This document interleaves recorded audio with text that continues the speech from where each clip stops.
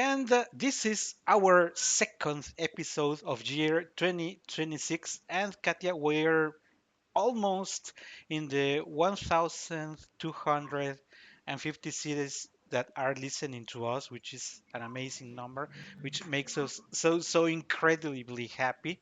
So we want to again thank you for these extraordinary numbers, which as we have shared in the past, we really never thought we could have such a reach. And we continue doing our job. And our job is talk about this thing that we love and this thing that is music. And today we have, we're going to talk about,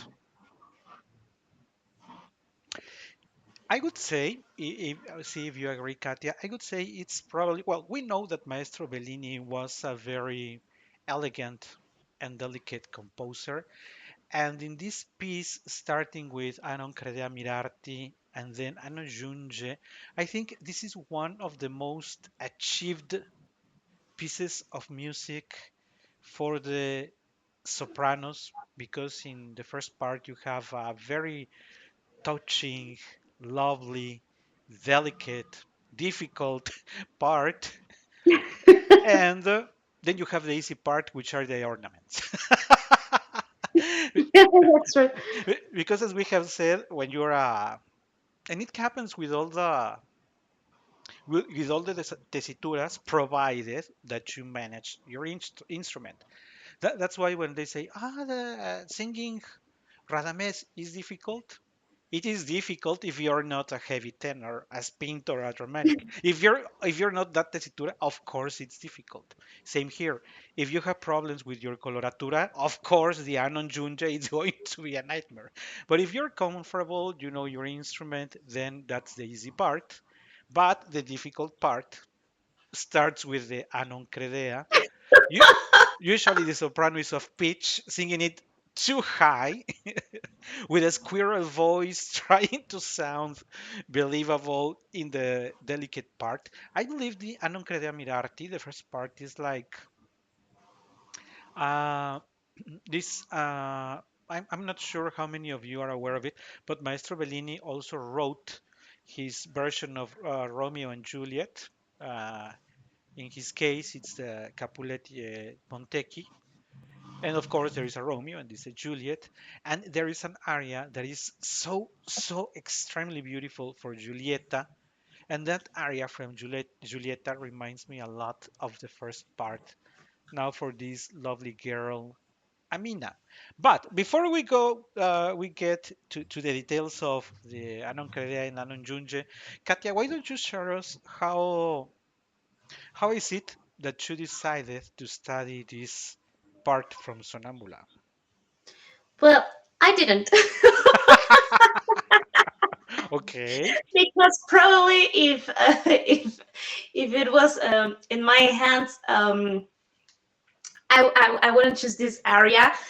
But my teacher told me that I had to start to prepare this score. So I took it, and when I saw the ornaments, exactly what I thought, it's what you just said. Okay, with the ornaments, no problem. I already can sing the agilities. There's no problem with the high notes. Uh, what can be wrong with this? Okay, I don't crede. Yeah, it was a very challenging part of the score, but for that time when I approached to this music, to this area, I was talking to a very loved and respected teacher, also Jose Luis Ordóñez, and he told to me that I have to pay more attention to the intimacy of the text, and that helped me a lot in the vocal sense, in the technique, because I started to sing like for myself, so it helped me to feel even wider my inner space, and thanks God using that information, everything got easier. Many people may not know it, but it is very difficult to sing when you haven't found the sense or the intention of what you are singing. And sometimes it's, I would say, very obvious or very simple. Let's take, for instance, O mio babino caro. The whole melody carries you away. You really don't have to do much because the melody carries you. Just be careful in a couple of places, but in general, it carries you away. And there are many known melodies that it is also the case. They carry you, and you don't have to do much thinking about it. But pieces like this, when you start, okay, start slow, that is not good. Continue slow, that is not good. It starts approaching the center. Okay, we're better now. We have a tresillo right after that. Well, that might not be so good because it's not in the most comfortable area of my voice.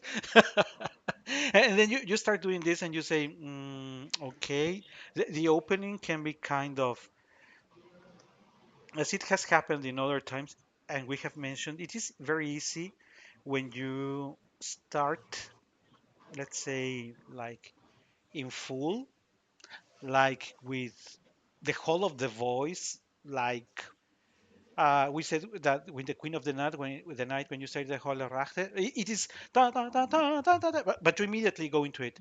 But when you have to prepare, as in the first aria of the Queen of the Night, that you have to start preparing here, here, grow, grow, rest, and also it is andante cantabile, which is usually not a tempo that you would usually use. Allegro, allegro vivace, allegrissimo, presto, prestissimo. They're very large phrases in pianissimo, but also in the lower part of your registers.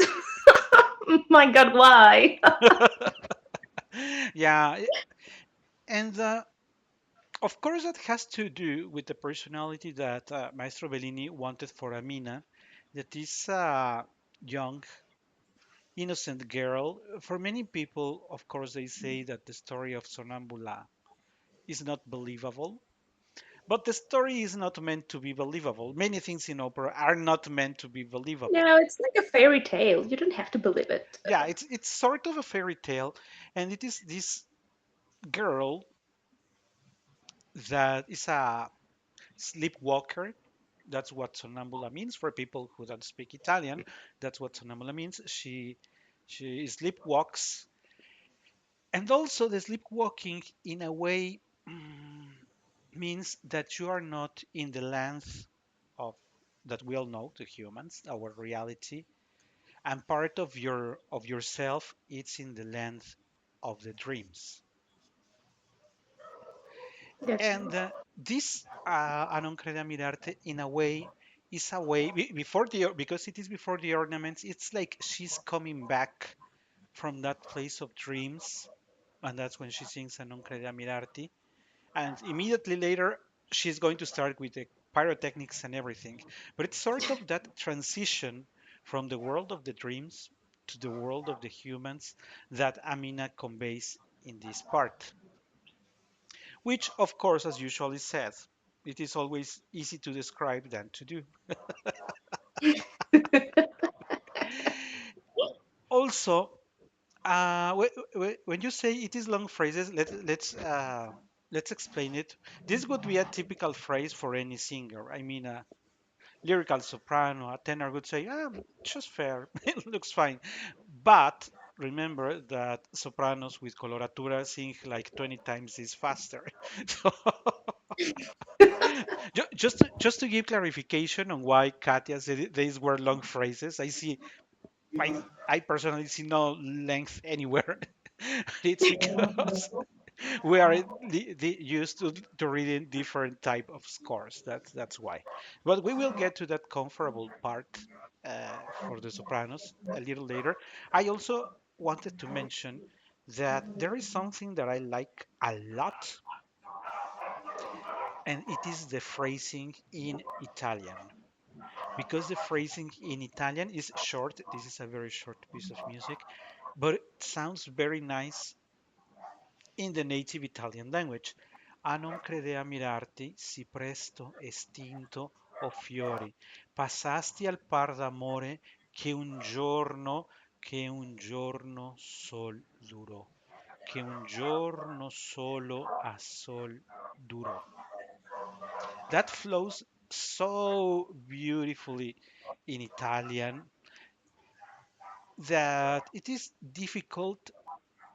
There are some sopranos that even manage to produce a noise as if they were about to cry, but not. It is not a cry in despair, a tremendous drama. It's also like a soft, intimate, like something broke inside of you, like trying to convey that Amina is a very fragile girl that can be hurt very easily, and that is hard.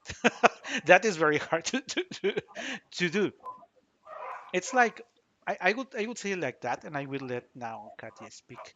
It's like when as a soprano, as a mina, have to sing in front of a number of people, and you're singing for them, but you are doing like you're singing it for you in the intimacy that Katia said. Well, those are my first reflections on this piece. What else would you like to share, Katia? I'm checking the pauses here, the silences, and yes, they allow you to breathe. But in one sense, the phrase it's not being caught in the point of the rest, because you start like I non credevo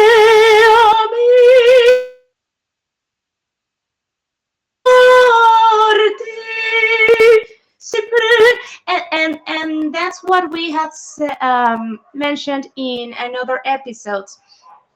Yes, you are taking some air in that part, but indeed the phrase goes on. That's what I'm talking about when I say that phrases are pretty long. Well, I insist. I don't see how long where is the length of, but I can understand that a soprano that is used to producing so many sounds in a shorter amount of time. I mean, you say, I'm going to do my ascending scale, my descending scale, my trill, and this and this and this and this. Of course, keeping a note. Mirarti si presto. It's like super long. I understand that. What is the need si presto? I mean, Yes, because you have si presto distinto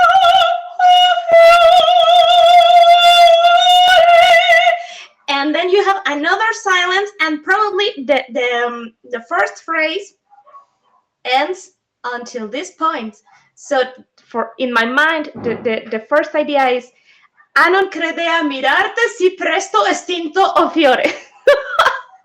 yeah, and I think it is very good that you mentioned it. Mm, see if we can explain it somehow clear. Pauses or silences are usually where the singer takes some breath, where the composer finally decided him to give the singer an opportunity to get some air and continue singing, right?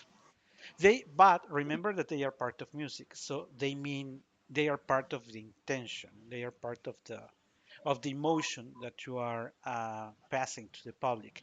And by taking air in the middle of this phrase, you say mirarti. The pause is really well. You can use it for breathing, but if for some reason you interrupt the flow of the following words, then you made a disaster because in Yes. the mind of the music is mirarti, but it is like a pause of hesitation, a pause before you say si presto, estinto. You say, si presto estinto of. There is a pause there, but you don't make a pause. Estinto, pause, or silence. Of you. It is not that. It sounds horrible. Even because when you attack, when you start the following sound, it sounds out of place. Instead of sounding like a beautiful, These elegant. silences also, Go ahead, go sorry, ahead. Yeah, yeah, go ahead. sorry. I feel these silences as when you are crying and and your voice can't flow and you can't keep talking. Also, because when you're in that mood, um, you have to look for the words. Everything in this part points to Amina looking, hesitating, finding the emotion, finding the words. And she's not super happy. She's going to be super happy in a couple of minutes. Wait for that. But she but, doesn't. but in this moment, she's not in that mood.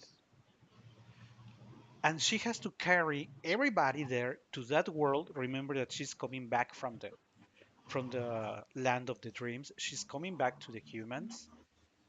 So she's not there like in sort of full control, and she feels hurt, but in a way that is not like in full awareness of what is going on, because she says, "A non credea mirarti, si presto estinto o fiore passasti al par d'amore che un giorno sol durò. It lasted only a day. It lasted only a day." So that emotion of the beloved one, that you were able to feel that happiness, lasted just one day. And she insists, in the writing of Maestro Bellini, insists on that part because she repeats, "Pasaste che un giorno sol durò." It lasted one day, it lasted one day, it lasted one day, un giorno sol durò. It lasted one day. And even though they are the same words, there are variations in the notes, in what she's actually singing, because it is not pretended to be monotonous.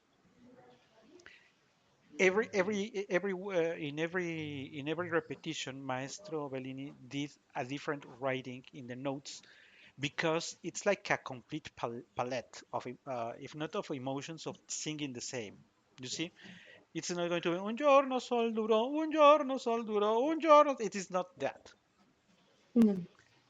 It's even though she's a very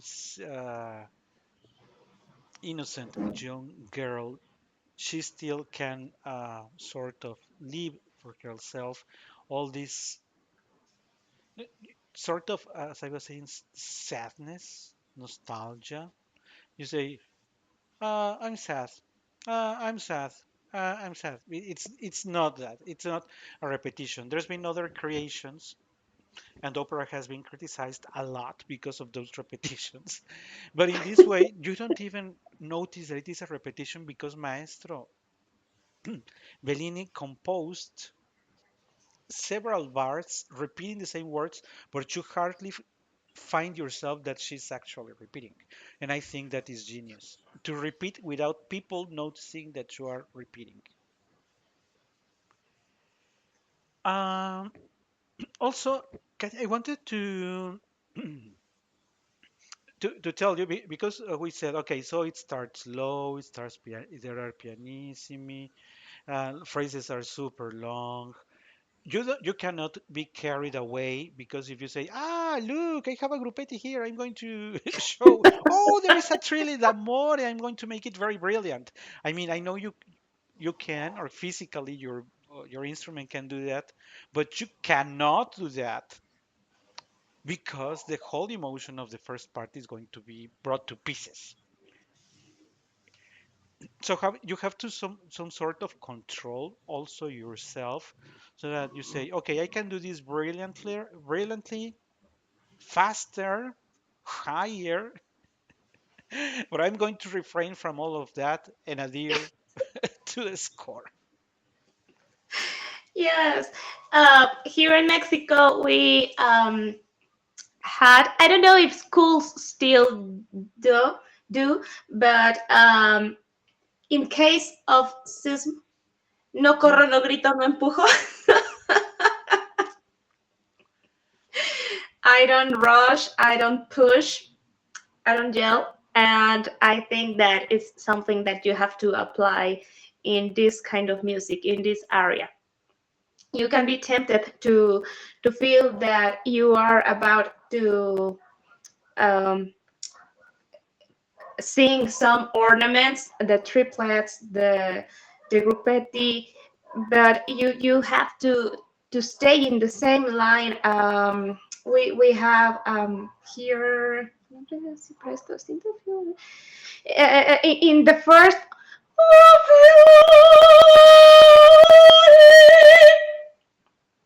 It's not like me. It doesn't match. Passaste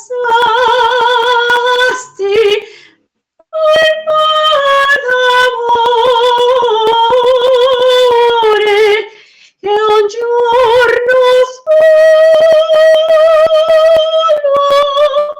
che un giorno solo,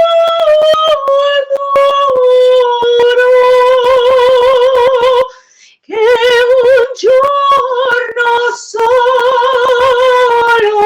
azul duro. If you could feel your voice like, could you help me please with camisón? The gown. Yeah, with this sleeping gown, uh, full of laces and this very soft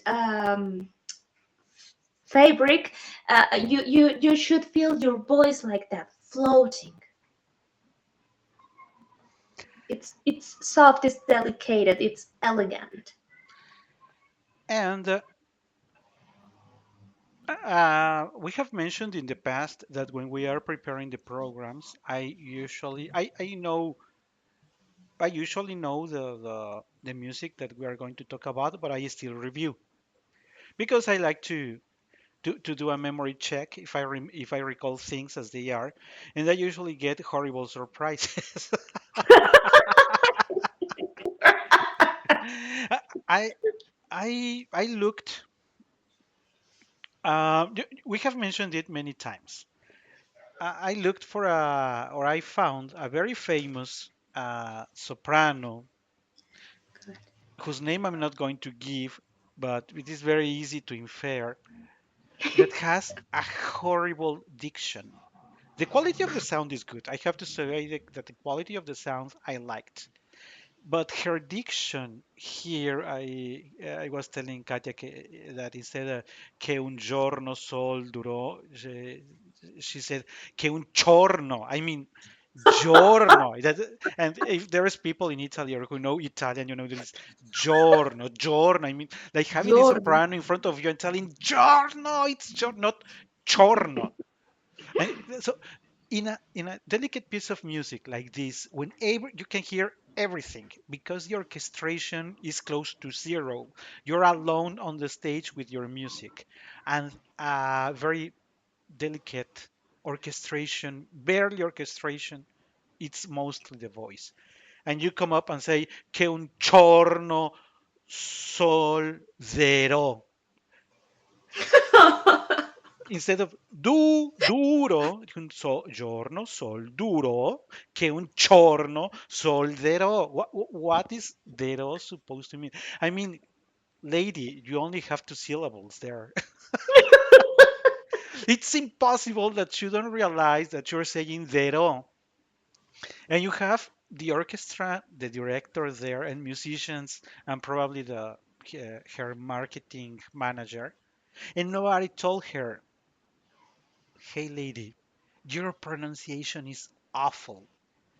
Everybody, it's not like you're singing Cavalleria Rusticana or Pagliacci, where the orchestration is super And nobody heavy cares. and the diction is difficult to the words are difficult to understand. Here you are alone, everybody's listening, and you commit chorno sol dero. Pero. It's disrespectful to do that. I know that she wasn't comfortable for what was Katia explaining. This, and we have shared, this is not a comfortable piece to do for a soprano that has good coloratura. We understand it is not comfortable, but lady, do the effort to steady your words and your sound. Well, I have to say that if you are singing from high C and higher than that, all your vowels will sound like ah. But if you're singing in this range, please, the vowels have to be understood. Yes, practice all your letters, please. We have also mentioned that it is a common thing that the sopranos with high coloratura do when they say, well, people are expecting my trills, my grupetti, all my ornaments. So I can produce any sound and people are going to clap. And that is unfortunately, that is true. But do that in the following part, in the anon giunge. Don't do it now because everybody, like me, this recording has like 40 years or 30. And look at me, I am 30 years after criticizing a very famous soprano who couldn't produce the right syllables for something that is absolutely beautiful. So, moving on, and I think that Katia is not going to agree with me because you know that as a good soprano, she doesn't like tenors enough. After this Passaste al par d'amore, no, sorry, Giorno Sol Duro, there are two interventions of the tenor that here is under the name of El Vino, and Mhm. I think I have not said it enough in the program. Katia knows it, but not here in the program. I understand that the tenor leggero, needs to have a white voice. I understand that because if he doesn't have that kind of voice, he's not going to be able to do all the ornaments. I understand it, but I have a problem when the voice of the tenor is so white that the soprano is heavier than the tenor. It's it's like a soprano singing with a young boy, and somewhere in my mind that doesn't make sense. And I wanted to mention here because right after "A Sol Duro" comes the voice of Elvino saying "O più non rego," and I personally like it when the two voices are there, provided that the tenor doesn't sound like a 14 years old boy in junior high school. If he doesn't sound like a boy in junior high school, it still sounds like a tenor. I like the way the harmony that Maestro Bellini achieved in this complete piece. Because sung with the right emotion, it really touches. Because it is not fighting or crossing over the path of the voice of the soprano. It's in a way emphasizing what she is saying. And for me, it actually works if the soprano is lucky enough to find a tenor who doesn't sound like a child.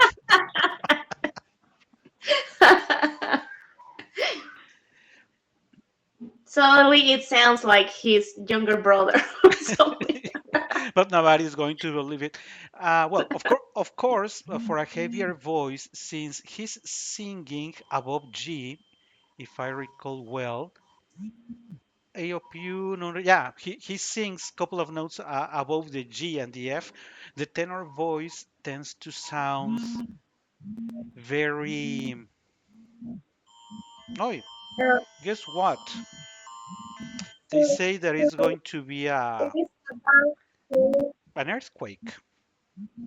Most likely, we will not feel it here because the earthquakes in Oaxaca do not reach us. We are in a separate lake. But well, hopefully in Puebla you don't either. If you do, you tell me, okay? Sorry.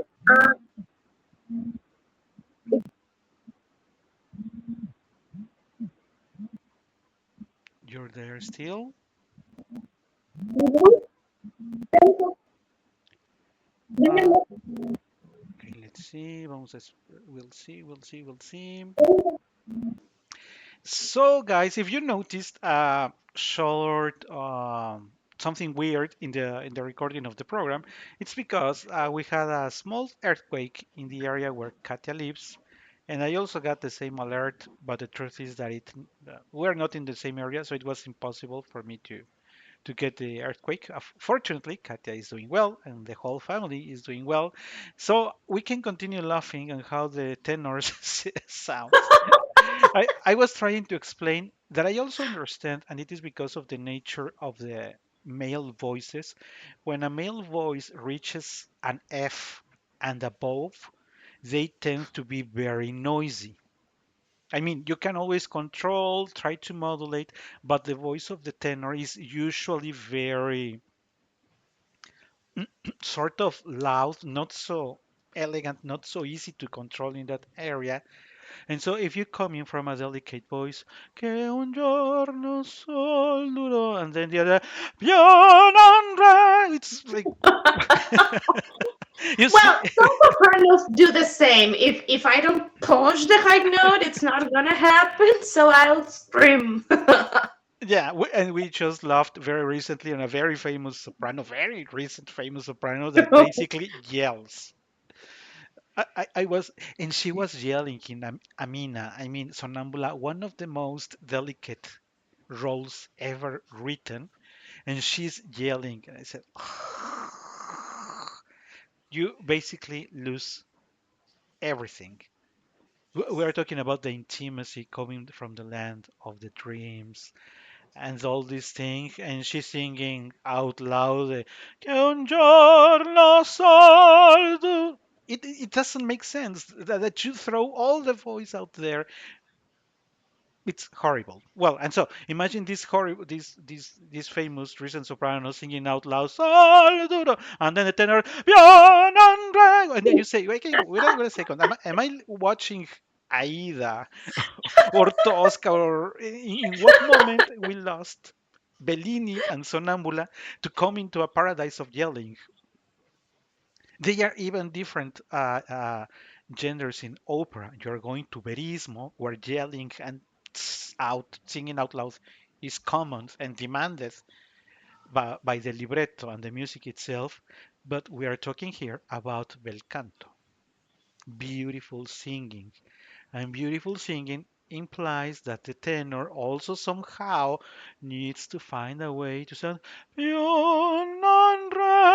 Well, try to find a way to project your sound softly. Because if you throw out everything out there yelling, you're simply going to break this beautiful passage. Anything that you would like to say in criticizing the tenors in this short part? Oh my god. No, I think that we have enough. I don't want to be more hated.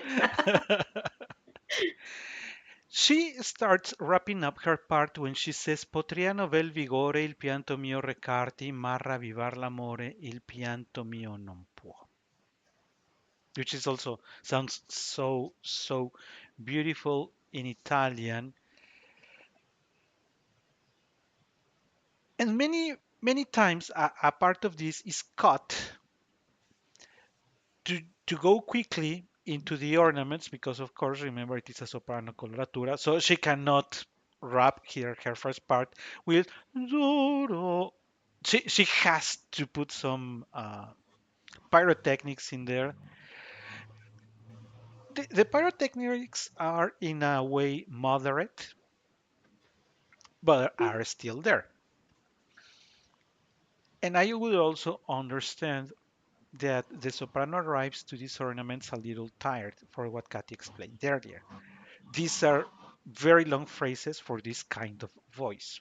And remember that we have explained many times that whenever you watch a video or a program saying, oh, this is difficult because it is a high C, oh, it is difficult because it is an E6, it's not difficult because of that. It's because of what you have been singing before, what you are going to do after, and the combination of volume. If it is too loud, if it is too soft, there are many ways to get things complicated, but it is not the note itself.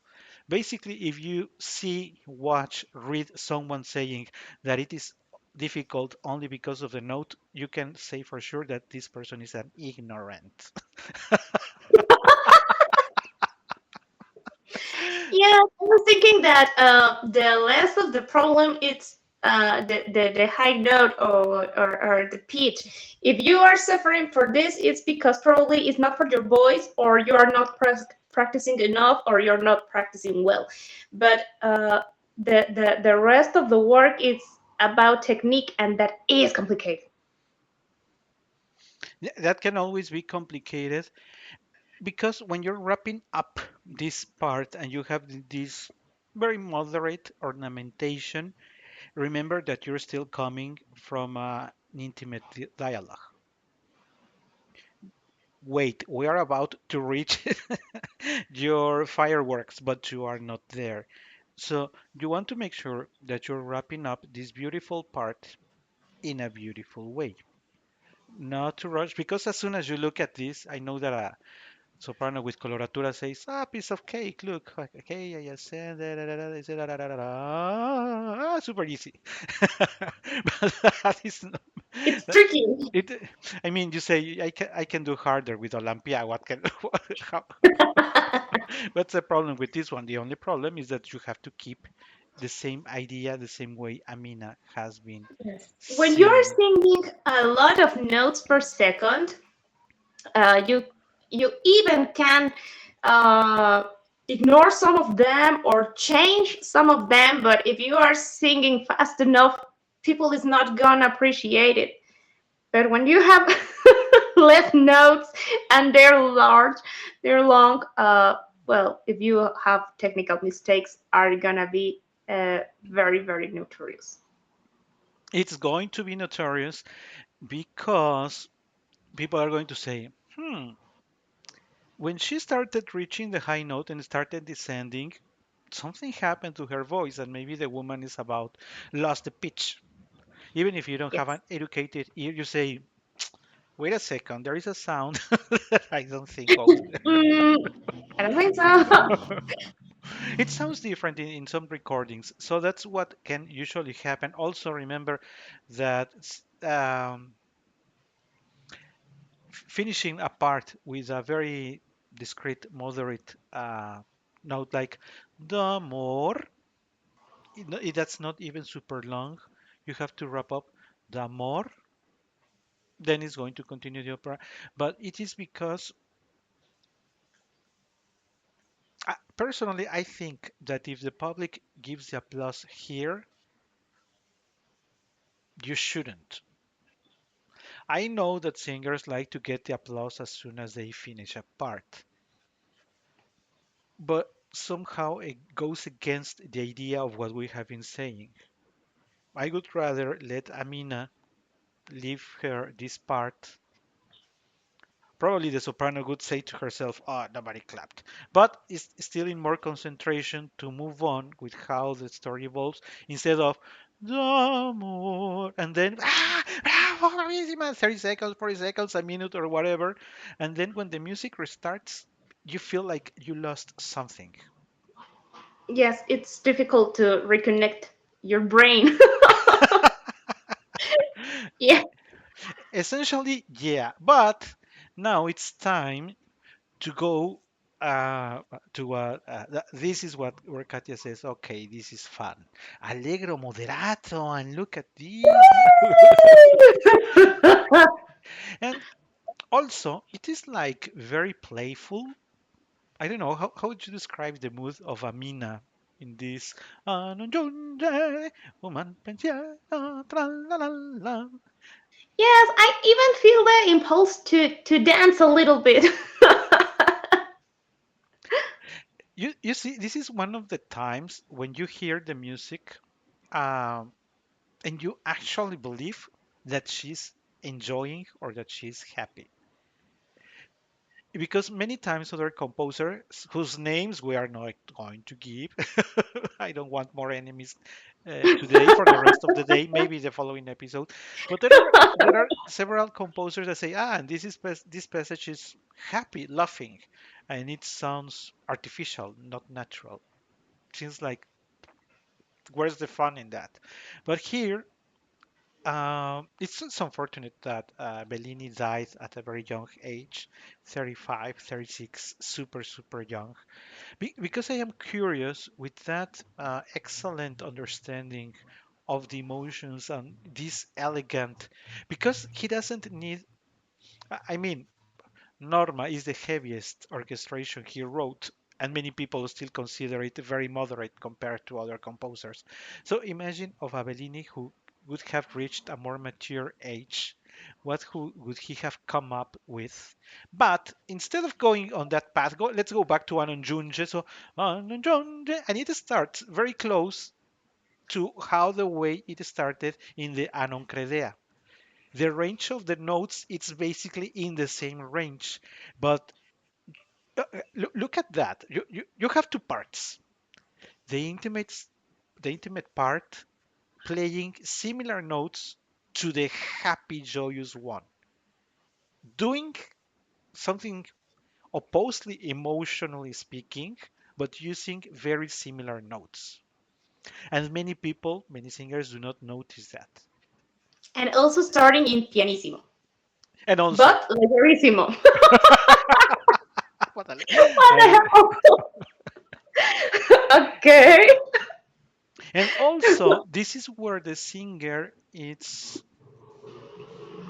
of course you can basically read the notes, but I prefer when the musician, because a singer is a musician, but I prefer when the musician understands that there are things that are not written but are implicit. What I was saying, there is this little symbol here that it is telling you it is not junge, it is junge. But the soprano has to understand that she has to play with the two sounds j j junge. Because if she does junge, you find the joyfulness in there. Because if she's on junge, human pensiero, it's you see like very flat. Even if you sing the notes, but if you play a little with the consonants, it certainly does the job. Because we were saying at the beginning, these guys here that we call silences are in fact part of the music. Remember that this music is composed of sounds and silences. And silence does not mean that there is no music. Means that the silence is part of the music. Yes, Regarding I remember. Sorry, no no go ahead go ahead. I remember a record from a very old school soprano. You know, this squirrel school, and well, the voice was very wide voice. She didn't respect the silences. Okay, in the ornaments, her voice was flying like oh my god, I forgot the name of the composer, like a Paganini violin. But she rested a lot of the intention, and I think that you shouldn't sacrifice one thing or the other. Of course She it's was like, harder. oh my god, what's going on here? Eh, Yeah. you really lose a lot of opportunities when you don't start it like that because look at this Jun Je Sie Ro.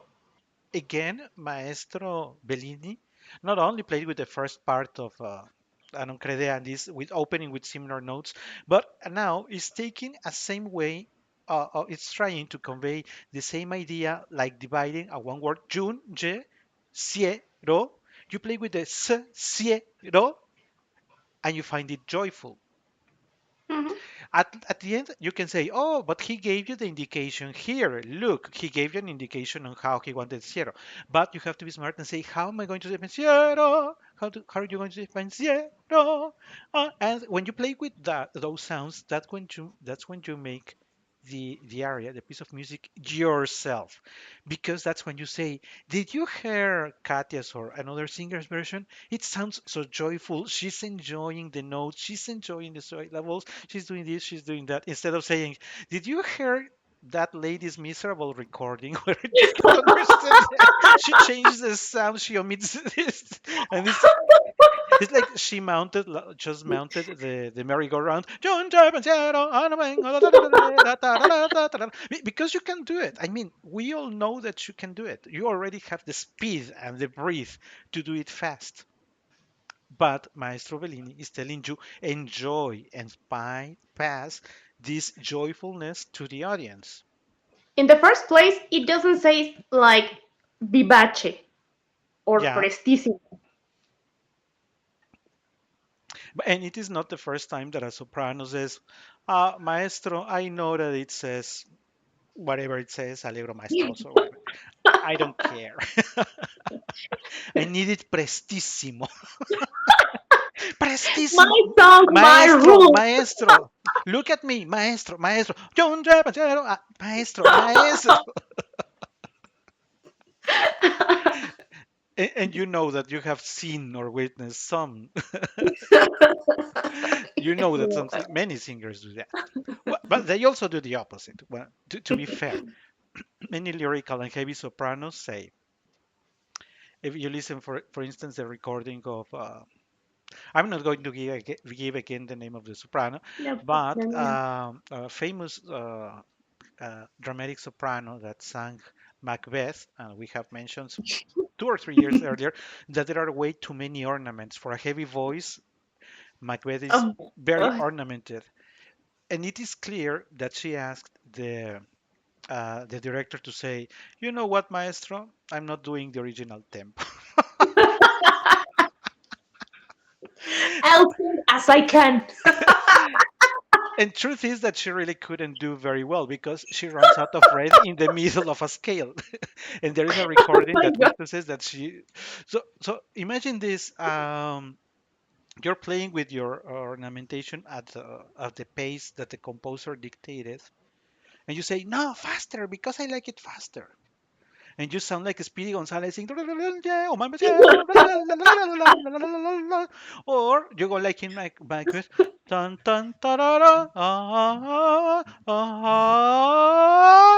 and then you fall out of breath. Then, Oh.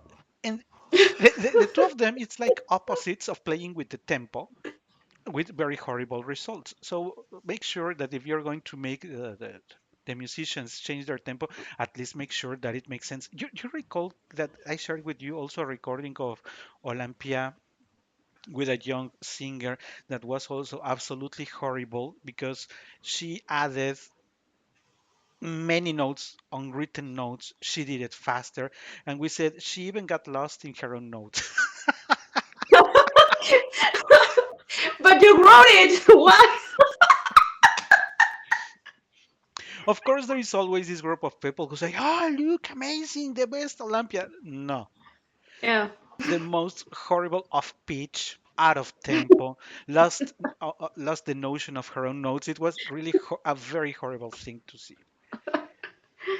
Please don't try those things in music like Bellini's, because as we have mentioned in bel canto, you can perceive everything. So she starts on giunge un pensiero del cadento, Dio son piena a mi sensi. And look, I also wanted to make you notice. I'm going to go back to the previous page so that you can see. I was saying giunge siero tento piena a mi sensi pena. You see, he's using the silences to transmit the same.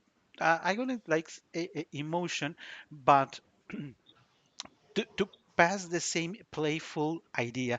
Pena, toma vida, ta, ta, ta, ta. That's why when you listen to this part, even if you don't know the words, you know that the melody always goes tan taran tan taran tan tan tan tan taran tan taran tan tan taran tan. You see, it is very recognizable tan taran tan, even if you don't know the words. And that's again, as we have mentioned in other episodes, that's when you can recognize somebody who is a genius. he knew that by doing that, everybody would always have the idea of the melody in their minds. It's very easy to pass. Dun dun dun dun dun dun dun dun dun. Dun. So even if I don't hit the notes, nobody cares because you they got it. They got the message. Dun, dun, dun, dun. Now, if you do it well, it's much better. Of course, it's much better. If you pronounce Try, well, try much at better. least. Yeah, please, please, ladies, try. I mean, um, that's mainly what I wanted to tell you about these silences in between the syllables or the words. Anything else that you would like to add in these parts before we actually go to the high notes and the challenging ornaments?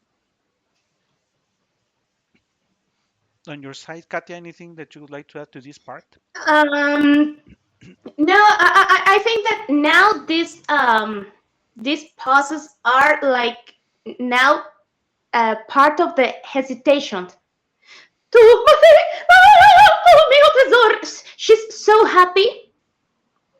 I don't know if you have ever feel you're so happy you can breathe. You are like, oh my god, yes. Breathing like this. I feel this part and these silences with that emotion. A me sì, io credo appena tu mi oh mio tesoro. A mi abbraccia e sempre insieme, sempre uniti in una speme. I really love the whole world. I shared that in the first part of the Anon Querida Mirarti. But this Anon Junge also has this simplicity in the words that actually work. Because Junge, woman, pensiero, without any complication, without using any sophisticated language. Because Maestro Bellini didn't say that Amina is a simple, innocent girl. He also used simple words to convey the idea that she is a simple, innocent woman. So let me read the text in full. A non giunge un pensiero al contento ond'io son piena. Ai miei sensi io credo appena, tu mi fida, o mio tesor. Here, for instance, there is not a silence. Tu mi fida, because tu fida is in fact one phrase. Oh mio tesor, you're telling him you are my treasure, you're my love. There is no actual silence written there, but the soprano needs to know that she has to do something because otherwise it's going to sound like tu fida o mio tesor. It is not tu Mhm. fida o mio tesor, it is tu fida o mio tesor. Mi abbraccia e sempre insieme, sempre uniti in una spemme. Della terra in cui viviamo ci formiamo un ciel d'amor. And that's where actually starts the after the un ciel d'amor, that's when the lady goes crazy and starts ascending and descending. What a surprise! The soprano is turning back. We can explain it like let's sort of you are so super happy that Amina can basically no longer control herself. It's just so I don't know. It really depends on the personality of each of us.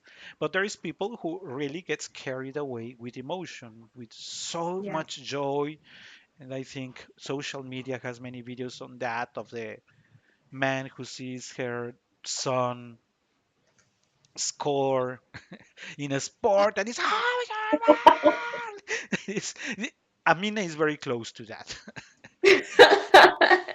Is there any suggestion, advice that you could do, provide to a soprano trying to engage? Because this is like a journey. You start non crede a mirarti with everything we have explained, long phrases, opening in a not comfortable area of the voice, wrapping up with ornaments, but still, wait. It is still non crede Mirarti, then you start on Jonji, but you're still not in the super highest and super fastest. It's still a part that you have to cover, and finally you reach your most desired high notes and super fast Yes, ornament. because in this is not the most complicated part because you are gonna sing the same again and now with plenty of ornaments. So try to don't explode in this part. I know that you can be feeling the temptation to rush to explode, but no, be careful because you are gonna re-expose the theme, and now there will be higher notes and more ornaments. So if you are giving it all in this moment, you are gonna be lack of sources for the next part. So be careful. And since we have also said it with other areas, the thing is that if you're going to add something, you say, oh, I'm going to, whatever it is that you're going to add, it could really be nice if you make sure that it makes sense with the style of the composer. Because many please, because many times you add things and you say, but that is not Mozart anymore. I don't know who it is, but well, you, but certainly that is not what Mozart could have added. You do this and you say, Yes. oh, that's super fine, but that is not Donizetti anymore. That is not Rossini anymore. That is something so completely out of place that it is clear that you just wanted to showcase yourself. Yes, I'm gonna take it, but it offenses me. I don't, I'm not sure how many sopranos actually rehearse what they are going to add or change in the second time they go for the motif, but I think they should record themselves and listen completely and say, yeah, it works. Or say, you know what, man, it really doesn't work. But because sometimes with the orchestra or when you're looking at the pianist and the pianist is like, it's not working, but I'm a professional. But I'm here just to play. I will let her do whatever she wants to do, but I disagree. That's not even musical. Yes, yes, a very good exercise and something that we haven't talked about before, I think. Record yourself rehearsing, uh, or even in the concert or your perform, record and be brave, but also humble enough to see yourself, to listen to yourself, and accept what is working and what is not. Because when you only listen to yourself inside of your head, it happens that like in other situations in my mind sounded well, yes, but outside it's not the same.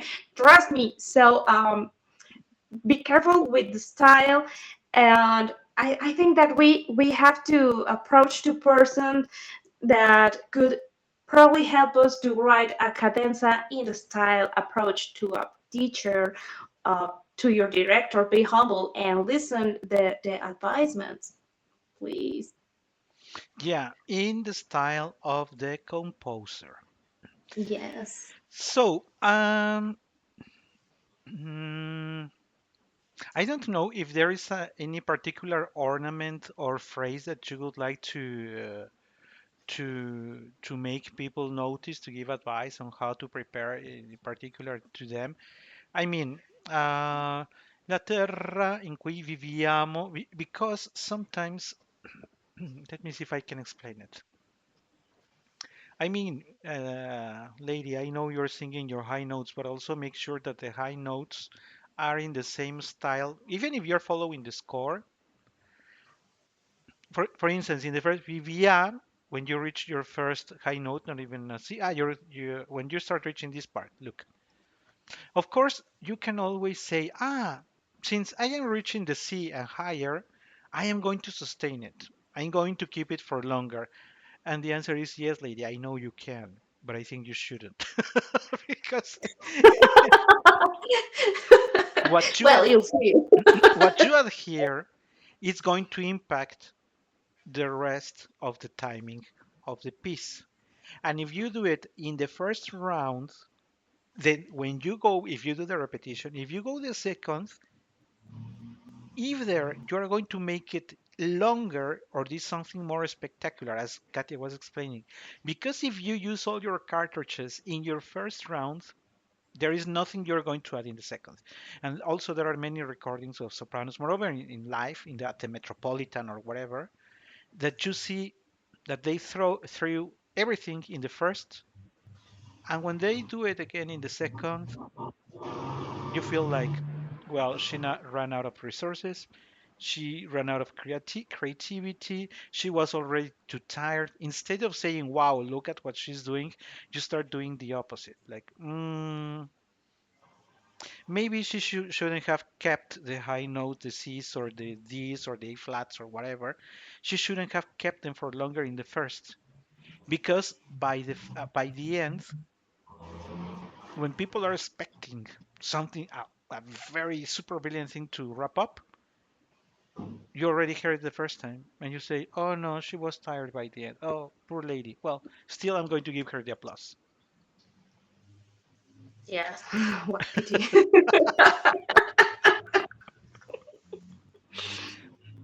But unless you told us differently, the ornaments here are not particularly difficult. I mean, it's basically what we have seen in other episodes, of course, in the style of Maestro Bellini, but unless you want to point to anything in particular, I think it's manageable if you have the right voice. Yeah, if you are coloratura, you have only to take care of the pitch, learn each note, and the voice will flow. Just be careful.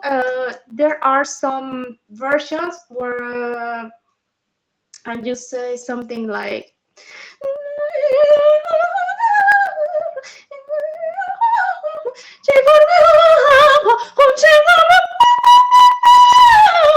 when you are singing the same note several repeated times, try to don't support each one in different moments because that's gonna be exhausting and your pitch can be losing the hike.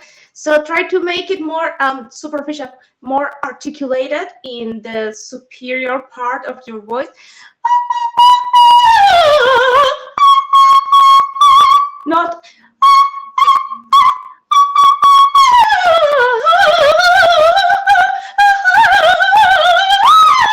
more, and that will make it easier. Also, because for what you were explaining, if they don't do it like that, it's going to be close to impossible that they reach their E flat. That's Well, as they are in other approaching, words. just before exactly like We that, don't want it's horrible when it sounds like that. But the soprano knows that she's going to get in trouble. She knows before she hits it because when I'm not sure how to explain it, but see if I do it well. If not, Katia can always explain. Because the singer usually knows when he's or she's going to hit the note Yes, before, you can see the future and you know when you are not gonna be able to and you sing and say, you start to suffer before and that results that definitely you don't sing it. and then you decide, okay, I'm going to sing it lower or skip the note, as many singers have done, or as just Katia demonstrated, that the squirrel jumps on the stage. And there's a note because she finally found at the most horrible moment that she was placing the sound in the incorrect area. Oh my You see, god, when you're yeah. and you say, I'm not I'm not reaching. I know that I'm not going to reach the sound. I yell, I invite the squirrel or I omit the sound. It's like a superpower. But you have to go for any of those choices as you are singing. Because you cannot say, maestro, maestro, give me 3 seconds to. Oh, I'm gonna try again. Let's go back to this bar. No, that's not gonna happen. That's not going to happen. Oh, I got my impostation wrong. So let me correct and let's do it again. No, no, Yeah, that's not the way it works. And also, I would say we have also mentioned in the past, if the highest note here is an E flat, yeah, that's the highest, right? This was one of the highest. Yes. Yeah, if the highest note is an E flat, make sure that you can vocalize at least up to an F. Because if the E flat is the highest you can reach, by no means try to do it on a stage. After all this journey that we have described, it's close to impossible that you make it. You are gonna be nervous. You are gonna be tired. So you can't leave this pitch randomly. No, no, you have to vocalize higher if you are gonna sing this on stage. And it is very particular that the area actually wraps up very modest. You after you have sung your highest note, but even if you sing the highest note, and we're going to go back to the example of this recent popular soprano that likes to yell everything, a delicate role that is yelled all the time. Of course, there are ways you can manage the ending. Just one thing: don't yell. And also, don't create an artificial, super long final couple, two or three notes, because that is not how it is written. Because then you lose the sense of who Amina is. Or something like that, because it's going to be Traviata or it's going to be something like the Exactly. sempre libera. The sempre libera is usually kept like that, after it is a D flat, if I remember well, when the soprano sing it. It's like I don't have good enough notes, but I have a good fiato. Who cares? It's not the moment to prove it. This part is not to prove the fiato at the end. That is not what it's about. So if you say, since I missed many notes, I did a mess with all, instead of showing clean notes ascending and descending, that I did like a mess with everything. I'm going to keep dum, No, please just finish this as fast as possible. and now receive your applause because you really deserve it. Um, I was also telling you that I have never attended a presentation, a concert, recital, whatever, where a soprano actually dares to sing it. And that really calls my attention because it is lovely, and I know that you are going to get It's your applause. beautiful, yes. So why wouldn't you like to have a huge applause if you have the E flat?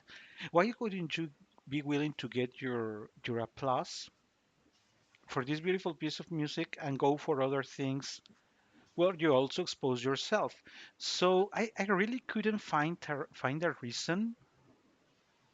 I don't know, Katya, if on your side you can think of anything that could justify why nobody sings this live.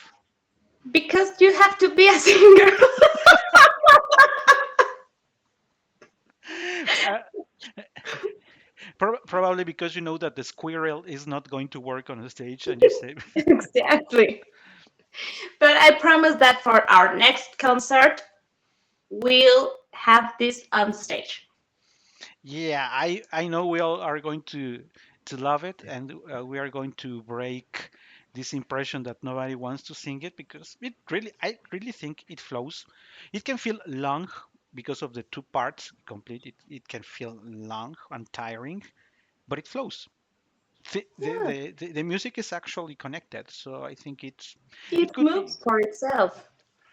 and and that way you can see how the actual notes are sung, right, Katia? Not yelled It will be in style. in the style of the composers. We will appreciate it I when promise. I can tell you that we have had some preliminary talks. We still don't have anything in firm, and but we this year need to go for another presentation. Me myself, I already have the program completed. I'm already rehearsing it. Jesus Christ. I want to do something super fun, super fun, um, because maybe you have realized that I like to have fun on the stage. So that's on my side. So I have already in my mind, but we will continue in those conversations, and we will let you know when the time arrives and we get to have that one for this year because we have many things to celebrate. Yeah. Okay, final thoughts or anything, Katia, so that we can wrap up. Yes, I know that after all of our comments, probably now you are terrified to sing something like this, but I think that is totally worth it. But yes, it requires a very settled technique, but I think that it's so beautiful that definitely you have to try. Absolutely. And so, with that being said, we will be seeing you in a month. Thank you. Take care, everybody. Bye bye.